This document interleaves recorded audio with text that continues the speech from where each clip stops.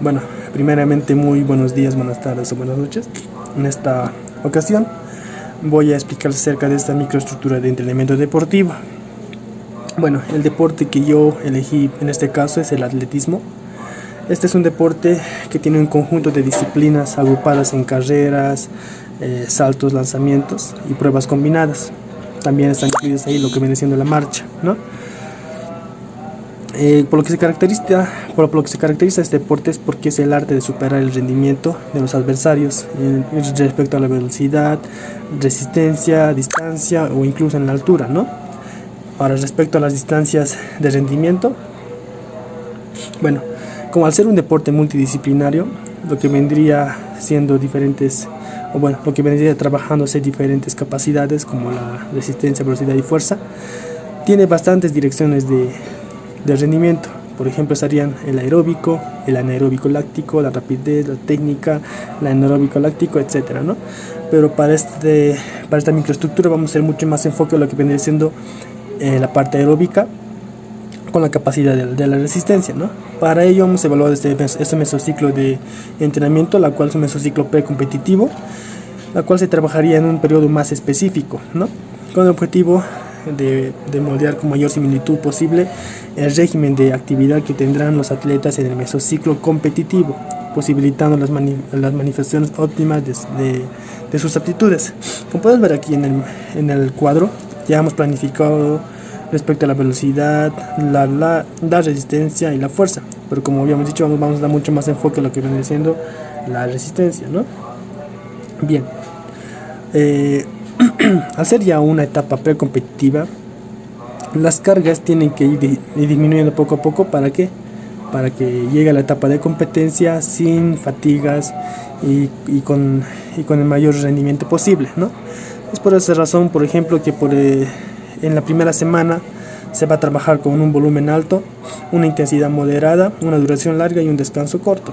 Y la vamos a ir disminuyendo poco a poco, llegando a la cuarta semana con un volumen alto, una intensidad moderada, una duración moderada y un descanso largo, ¿no? Eso vendría siendo una de la distribución de la carga, ¿no? Ya los ejercicios se van a ir elaborando en cada microciclo de entrenamiento respectivo, ¿no? Ahora, los principios que yo considero que son muy importantes en este mesociclo vendrían siendo tres, ¿no? El de supercompensación, el de progresión y el de especificidad. Claro, todos los principios que se mencionan son de considerar, pero se debe dar mucho más enfoque a estos tres principios. Por ejemplo, el de supercompensación, ¿no? Este principio de supercompensación nos indica que debemos dar una buena distribución al tiempo de la carga y al tiempo de descanso. Por ejemplo, si a nuestro atleta le vamos a dar un descanso demasiado largo, no va a ocurrir lo que vendría siendo la mejora del umbral y se quedaría en un estancamiento. Ahora, si le vamos a dar un descanso muy corto, lo que podríamos generar es el sobreentrenamiento y posteriormente generar lesiones a nuestro atleta. Por esas razones que es importante distribuir bien el tiempo de ejercicio y el tiempo de descanso. Otro principio es el principio de la progresión, ¿no? Para mejorar para mejorar la capacidad de nuestro deportista, es importante conocer lo que viene siendo la progresión de la carga, ¿no? Ir dándole a nuestro atleta poco a poco en cada sesión o en cada microciclo de entrenamiento cargas de menos a más, ¿no? ¿Por qué? Porque si vamos a darle mucha carga en la primera semana y podríamos generar bastante, ¿cómo se dice? Una sobrecarga y lo que vendría a ser una lesión. Ahora, en este caso también, por ejemplo, al ser una etapa precompetitiva, el atleta ya debe estar en un rendimiento un poco elevado, ¿no?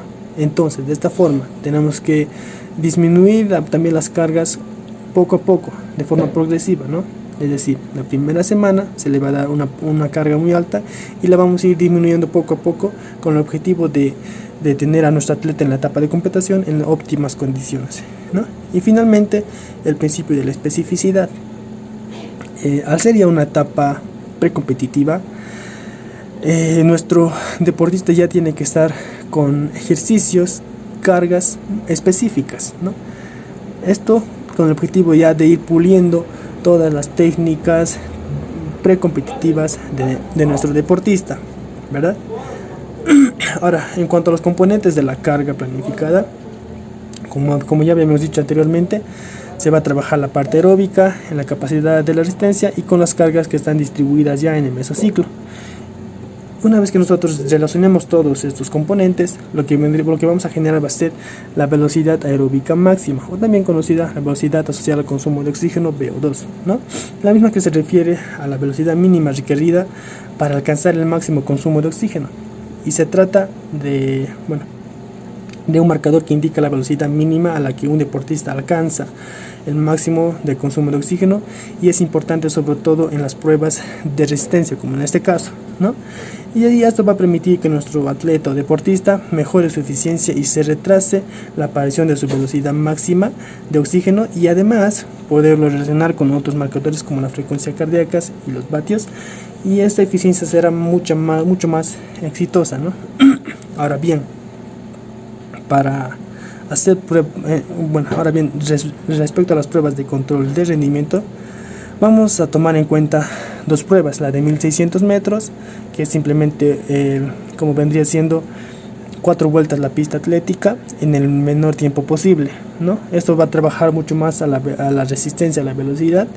Y también otro test que se puede evaluar vendría siendo el test de Cooper, ¿no?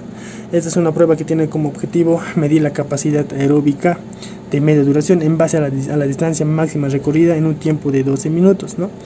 Y estos datos van a estar relacionados con el consumo de oxígeno del VO2 max, ¿no? Y aquí se puede presentar o se puede apreciar una tabla para medir o para evaluar la distancia que ha hecho. Por ejemplo, ¿no? Si va a ser menos de 1600 metros es porque nuestro atleta está en muy malas condiciones. Sin embargo, si va a ser por encima de los 2400, está en unas buenas condiciones. Y ahora, si va a estar por encima de los 2800 metros, va a estar en excelentes condiciones, ¿no? Ahora bien, como conclusión, vamos a decir que para trabajar la capacidad de resistencia es importante conocer previamente los principios y cargas que vamos a aplicar, ¿no? Porque no se puede adivinar todo en un mismo momento, o no se puede improvisar, como quien dice, ¿no? Tenemos que tener ya una planificación previa sobre las cargas que le vamos a dar, los principios que vamos a aplicar, ¿no? Las mismas que van a ir variando dependiendo del tipo de mesociclo y microciclo que tengamos pensado de elaborar, con el objetivo de mejorar el rendimiento y evitando siempre el sobreentrenamiento. Gracias.